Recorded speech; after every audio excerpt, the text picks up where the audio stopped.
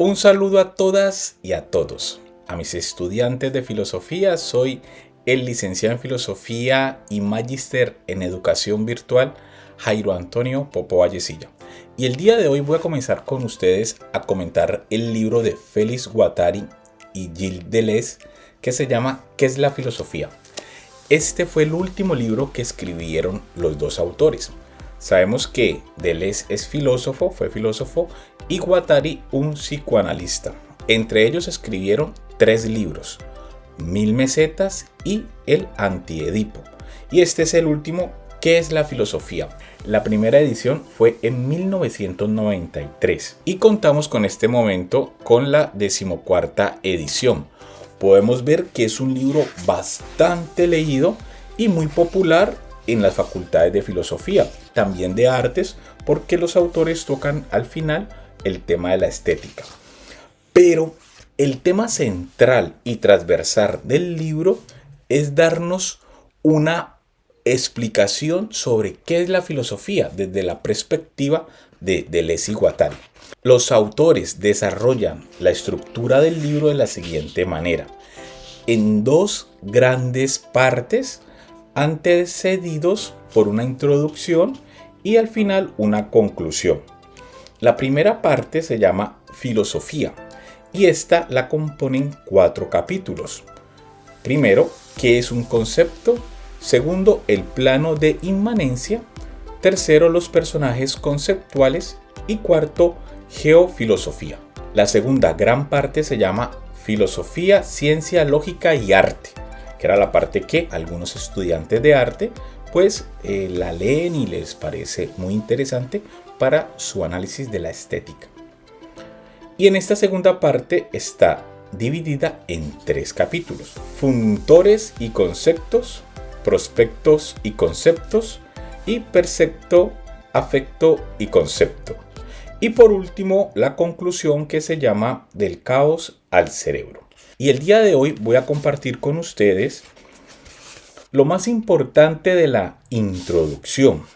Y vamos haciendo de manera conjunta la lectura de los puntos más importantes de esta primera parte introductoria que yo destaqué en mi lectura. Y la introducción titula así pues la pregunta. Y aquí la pregunta es: ¿qué es la filosofía?, que da como nombre al título del libro. Y comienzan a decirnos los autores que es una pregunta que ellos se hacen ya al final de su vida académica, profesional y su vida como personas. Ya entrados en una edad, comienzan a reflexionar para ellos qué es la filosofía, qué es eso que han venido haciendo durante muchos años. Sabemos también que cuando Deleuze y Guattari escriben de tal manera que tú no sabes qué parte la escribió Guattari o qué parte la escribió Deleuze, sino que viene un texto totalmente unido. Y eso también lo hace más interesante porque de una manera integrada tú vas leyendo el pensamiento de los dos autores, sin hacer una división o una partición de esta parte le corresponde a Deleuze o esta parte le corresponde a Guattari, sino que de manera integral, como si fuese un solo autor, un solo ser, el que ha escrito el libro. Y a mí personalmente esto me parece muy interesante. Y seguimos dentro de esta introducción. Y nos dicen los autores: ¿pero qué era eso lo que he estado haciendo durante toda mi vida? Se preguntan ellos, en el fondo, ¿qué es la filosofía? ¿Qué es lo que ellos han venido haciendo durante toda su vida profesional? Y la respuesta que dan a esta pregunta es la siguiente, y que marca un hito dentro de ese camino filosófico dentro del siglo XX. La respuesta que dan es la siguiente: la filosofía es el arte de formar, de inventar, de fabricar conceptos. Ellos en la segunda página ya te dan la respuesta a su pregunta fundante del libro: ¿qué es la filosofía?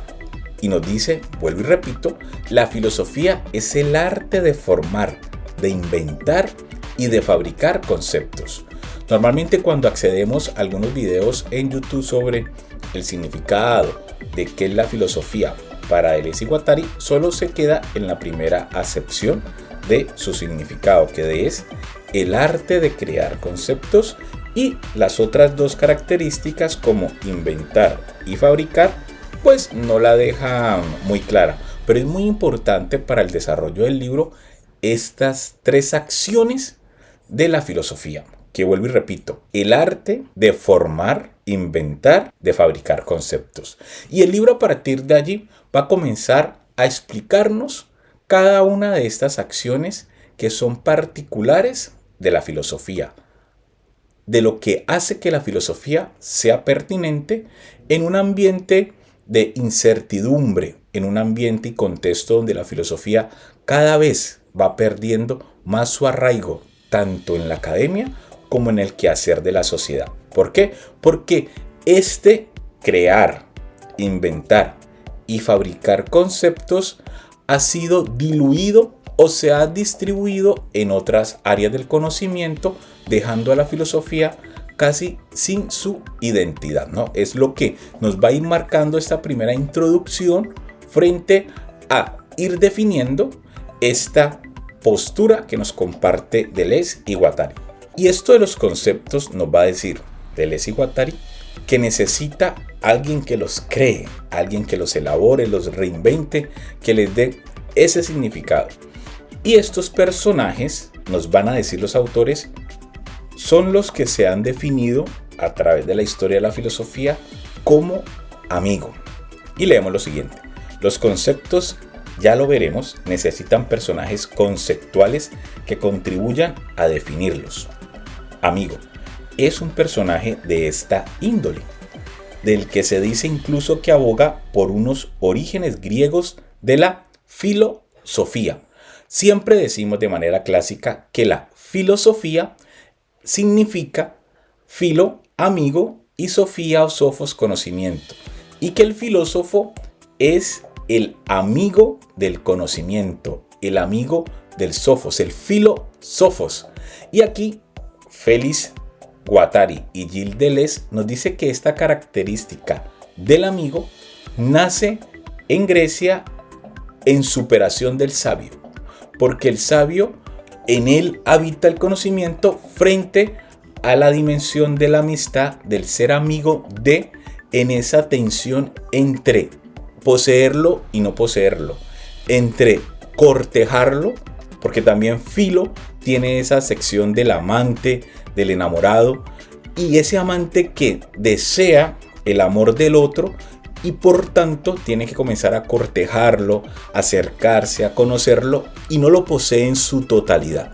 Y el filósofo también, nos dice Deleuze y Guattari, es ese amante que está en constante acción de acercamiento al saber, a la creación de esos conceptos, pero que en su totalidad no los alcanza a gobernar, a poseer y a dominar. Lo que nos dice de esta condición de el amigo. Con la filosofía los griegos someten a un cambio radical al amigo, que ya no está vinculado con otro, sino relacionado con una entidad, una objetividad, una esencia.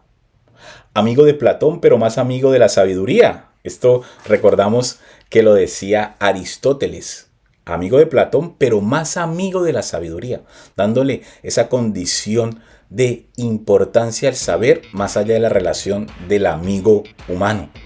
También podríamos decir que la amistad se ve siempre en ese ámbito de una tensión de lo inesperado, de lo que no sé qué va a pasar con mi amigo. Hoy podemos ser amigos, mañana no, de lo cambiante, de la incertidumbre de las relaciones humanas. Pero frente a la relación con el conocimiento se puede intuir en esta acepción que nos regala Aristóteles, que se le asume a él, ¿no?, cuando se le preguntó sobre su relación con Platón y que dijo: soy amigo de Platón, pero más amigo de la sabiduría, porque en ella, en la sabiduría, en el saber, en el sofos, se puede establecer una relación a largo plazo en medio de las tensiones, pero que en el fondo es más beneficioso para el filósofo la relación de amistad con el saber que con el otro. Pero esto era lo que nos decía en ese momento Aristóteles, que también tiene al día de hoy dentro de nuestras relaciones humanas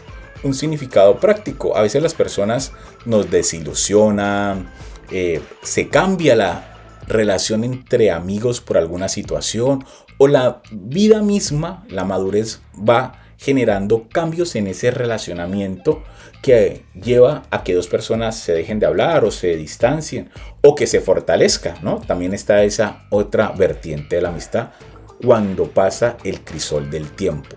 Pero frente a la sabiduría siempre hay esa ansia de conocer más, hay esa tensión de acercarse al conocimiento y también de ese placer cuando has adquirido un conocimiento nuevo. Y esa tensión de saber, esa tensión de acercarnos a la verdad siempre se mantiene. La relación con la sabiduría es una relación que se mantiene en el tiempo y que cada vez nos motiva más. Y también a veces en un camino de conocimiento nos vemos afectados porque encontramos que lo que deseábamos conocer no era lo que esperábamos, pero igualmente nos transforma y nos invita a que sigamos conociendo. Por eso es muy importante dentro del quehacer de la filosofía que posibilite esos caminos de encuentro con el sofos, con el conocimiento. Y es allí donde el filósofo comienza, desde esto que nos dice Gilles Deleuze y Guattari, ese arte. Y como todo arte, tiene que también irse fraguando en la praxis. La filosofía como tecné, esa técnica de creación de conceptos que se va generando a través de la praxis de los mismos en la realidad, en un contexto dado, y también esa relación entre el sofos, el conocimiento que nos permite interactuar con la realidad.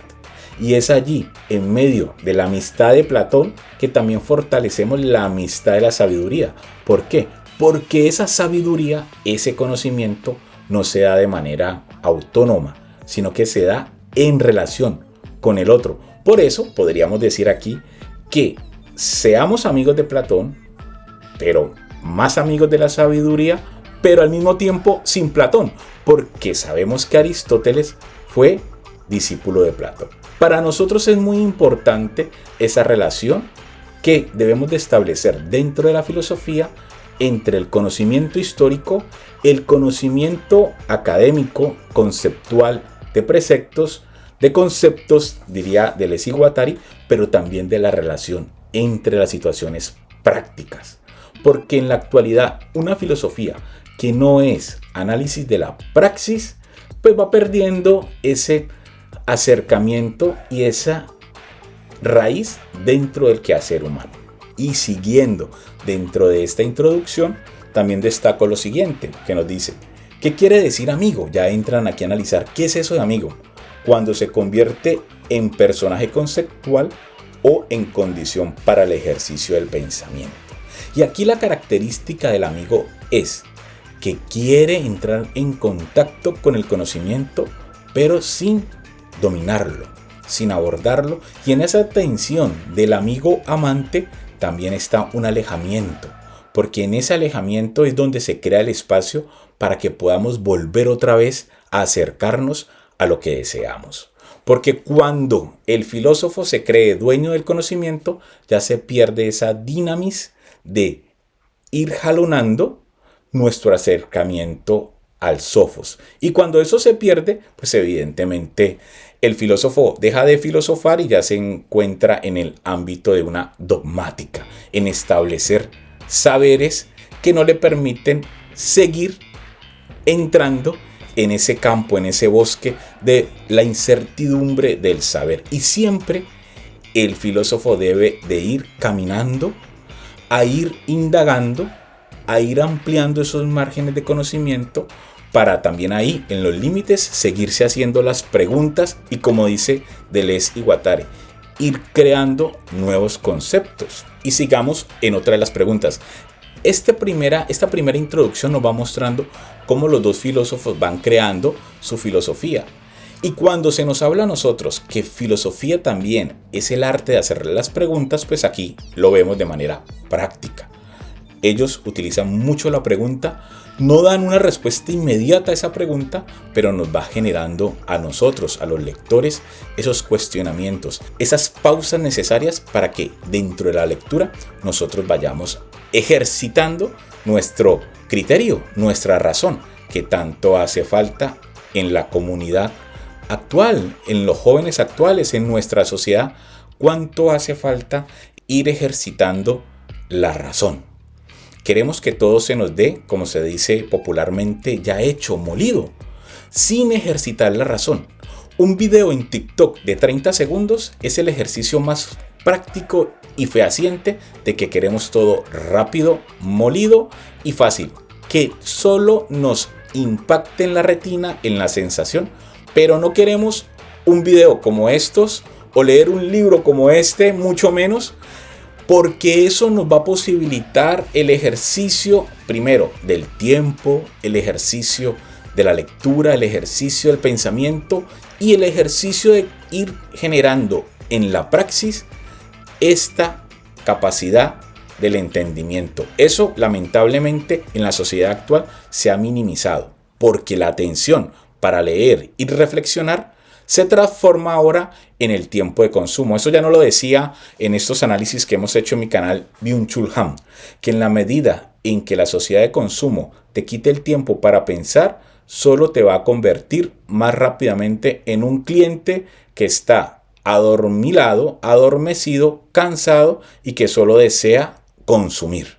Porque el Homo sapiens solo será feliz en la medida en que consume lo más rápido posible, porque al consumir el objeto que ha comprado, la experiencia que ha adquirido, por la falta de profundidad, de reflexión y de discernimiento para conectar esa realidad con su ser, pues la satisfacción va a ser inmediata, va a ser rápida, va a ser una satisfacción que al adquirir ese objeto que te venden como el que te va a generar la felicidad, desaparece rápidamente porque esa capacidad de discernimiento está cada vez más limitada para poder pensar si verdaderamente lo que hemos adquirido lo necesitamos, nos hace bien o no, sino que solo por un video de TikTok que nos anuncia que este producto nos hará feliz y como nuestra capacidad de discernimiento, de criterio, cada día se minimiza más, lo compramos y aquí viene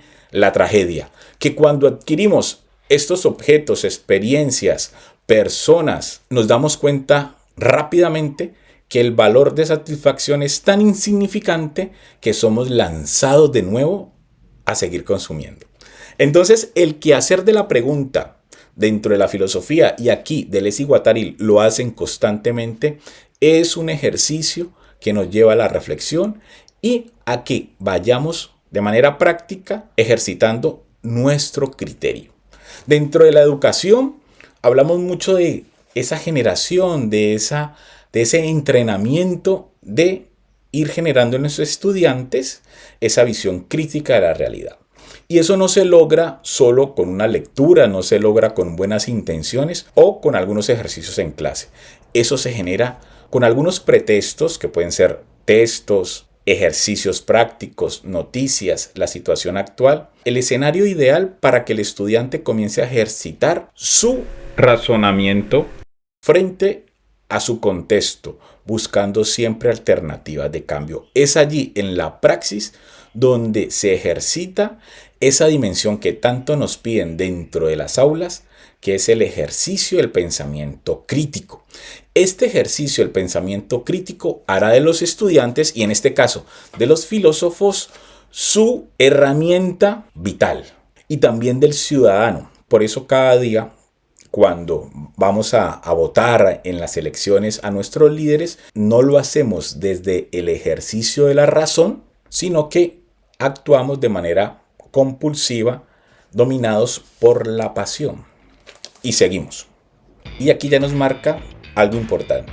El filósofo como amigo del concepto. Entonces ya tenemos dos características importantes dentro de nuestro análisis. Filósofo como amigo y concepto, que ya lo va a ir definiendo el libro en toda su extensión. Y este crear conceptos debe ser una misión que tiene el filósofo frente a los conceptos que ya existen dentro de la filosofía y los que él puede ir creando frente a su momento histórico. Esto es importante porque el filósofo actúa en la historia, en su historia y en la historia en la cual él cohabita con los conceptos ya dados. Y a partir de este ejercicio práctico, histórico y también vital, el filósofo encarnado en su historia tiene la capacidad de crear los conceptos necesarios para acercarse al conocimiento.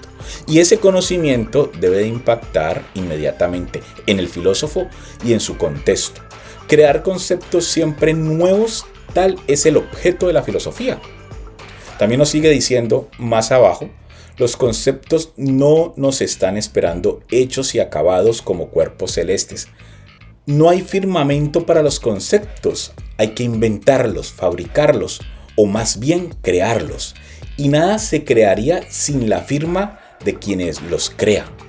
Y aquí también es una invitación a que los filósofos no nos quedemos encasillados, encorsetados, repitiendo solamente los conceptos de los otros filósofos que a nivel histórico los han creado. Evidentemente los necesitamos, son las bases para hacer nuestra filosofía hoy, pero hoy debemos de hacer un ejercicio de la razón, de la historia y también de lo que queremos ser, de lo que queremos hacer como sociedad y a lo que queremos llegar como humanidad para ir creando desde la filosofía los conceptos que den fundamentos a nuestro pensamiento y a nuestra proyección. La filosofía también es una acción teleológica en tanto que fin. Es una acción del ser humano para proyectarse al futuro. Dentro de la filosofía nos hacemos la pregunta de dónde venimos, quiénes somos, también hacia dónde vamos. La pregunta por el ser, la pregunta por la buena vida, la pregunta por las ciencias, la pregunta por el arte, por la estética, por nuestra cultura, por la educación. Y en tanto que estamos ubicados dentro del marco histórico, también esta generación de conceptos nos tiene que llevar a preguntarnos cómo queremos ser en un futuro con las situaciones que estamos viendo en el aquí y en el ahora. Y crear los conceptos necesarios que nos jalonen a esa construcción de lo que seremos, de lo que deseamos ser. Y aquí nos dice que hasta ahora, en resumidas cuentas, cada cual confiaba en sus conceptos como una dote milagrosa procedente de algún mundo igual de milagroso, ¿no? Todos estos conceptos dogmáticos que creemos que como siempre han existido y que vienen de un momento pasado mejor que el nuestro, pues los adaptamos, inclusive los traemos sin hacer ningún tipo de adaptación a nuestra realidad y creemos que volver a esos conceptos del pasado es el mejor camino de mejorar nuestro futuro. Y ahí pues ya nos hemos dado cuenta que retraer al pasado nuestros deseos de futuro en unas añoranzas de algo que nunca pasó pero creemos que fue mejor, no es el mejor camino para construir un futuro para todos. Hay que sustituir la confianza por la desconfianza. Siempre el filósofo tiene que tener esa varita de la desconfianza. Cada que él toque un concepto que se le presenta como último, como la verdad, como lo que debe ser, el filósofo siempre tiene que tener la herramienta de la desconfianza para poner a tambalear el concepto para ver cuál es su fundamento y a partir de allí mantenerlo o crear otro que pueda describir mejor la realidad actual. Y de lo que más tiene que desconfiar el filósofo es de los conceptos mientras no los haya creado él mismo. Y algo muy importante que nos plantean aquí estos dos filósofos es una pequeña crítica que hace a la historia de la filosofía vista como ese órgano de conceptos que tienen que ser repetidos constantemente y aquí dentro del aula de clases como un órgano dogmático que no se puede ni se debe cuestionar y por tanto solo se nos presenta al filósofo como un historiador arqueológico de conceptos antiguos que tienen que ser repetidos a infinitum. Y dice así: conocerse a sí mismo, aprender a pensar, hacer como si nada se diese por descontado, asombrarse de que el ente sea. Estas determinaciones de la filosofía, aquí pues el conócete a ti mismo de la filosofía griega, la filosofía como el asombro, ¿no? Que siempre nosotros repetimos, aquí va a ser un poco criticado por esos autores. Estas determinaciones de la filosofía y muchas más componen actitudes interesantes, aunque resulten fatigosas a la larga, pero no constituyen una ocupación bien definida, una actitud precisa ni siquiera desde una perspectiva pedagógica. Y es que definir la filosofía o el quehacer del filósofo solo como el conocerse a sí mismo, que eso lo vemos mucho en las redes sociales, ¿no? Esa filosofía que ha vuelto de moda todo el estoicismo y el conócete a ti mismo y las estrategias del control personal, la vivencia interna, el control, el self-control. Todo esto es muy interesante, hace parte de la historia de la filosofía, pero no enmarca todo el quehacer del filósofo. Inclusive hoy el estoicismo es una parte de la filosofía que tiene el mayor número de producción comercial porque se vende de manera rápida como una píldora que tomas para satisfacer la ansiedad, una píldora que tomas para mermar tu nivel de estrés. Vivimos en una sociedad narcoléptica que constantemente estamos buscando la medicina rápida para mitigar el dolor de la existencia, y el estoicismo se ha presentado, y más a partir de la pandemia con el boom de las redes sociales, como esas pastillas rápidas con videos de 30 segundos donde un comentario de un filósofo estoico puede salvar tu día. Evidentemente a muchas personas esto les ayuda, pero esta no es la esencia de la filosofía. Crear conceptos al menos es hacer algo.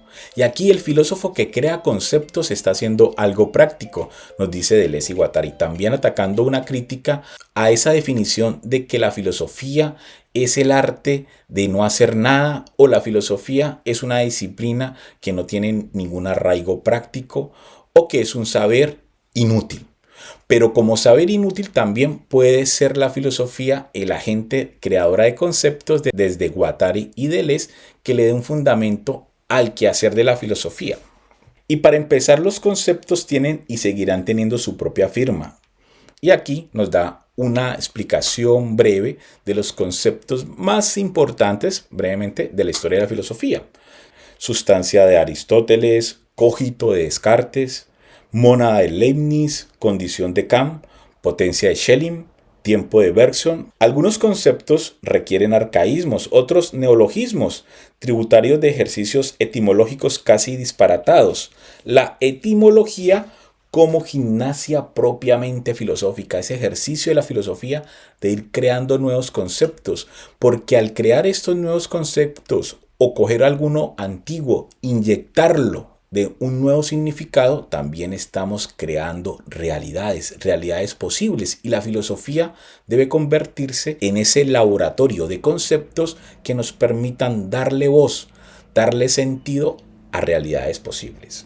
Y terminando esta primera parte del libro, los autores nos lanzan la situación que es evidente dentro del área de la filosofía, y es como la filosofía ha ido perdiendo espacios con el desplazamiento de la creación de conceptos por parte de otras disciplinas, como la sociología, la antropología, la historia, el arte. Inclusive al final nos dice Deleuze y Guattari que el arte del comercio, el merchandising, y aquí ya hablaba un poco de esa digitalización del comercio, nos ha ido desplazando en el ejercicio de crear conceptos, porque hoy el marketing comienza a crear conceptos, a plantear nuevas formas de explicar la realidad, generando nuevos paradigmas del ser, del quehacer y de la comunidad social. Y hay un ejemplo, y es que hoy se habla del minimalismo digital, se habla de el ser de la persona triunfadora a partir de el número de views, y comienzan a vendernos unos paradigmas que han sido creados a través del marketing, y que estos paradigmas van jalonando el ser de la sociedad, va jalonando el deseo de la felicidad del hombre y también va jalonando y creando las necesidades que tienen como base el consumo. Y Deleuze y Guattari nos invitan a que la filosofía debe de recuperar ese espacio de creadora de conceptos, porque al día de hoy otras ramas del saber y del marketing han desplazado a la filosofía en este lugar que tenía de creadora de conceptos, de creadora de realidades y de espacios de encuentro con nuestra historia que posibilite dentro de ella el quehacer de la razón para hacernos las preguntas necesarias, utilizar estos nuevos conceptos y darle fundamento a nuestra existencia. Y termino con lo siguiente, y es así. Pero ¿no se encontrarán acaso incluso ahí los pretendientes del tipo que dirán: el filósofo verdadero soy yo soy el amigo de la sabiduría o de la legitimidad? Y es que frente al ser deseado, al ser amado o al amigo, siempre se nos van a encontrar otros en la misma condición de pretendientes del ser amado o del amigo.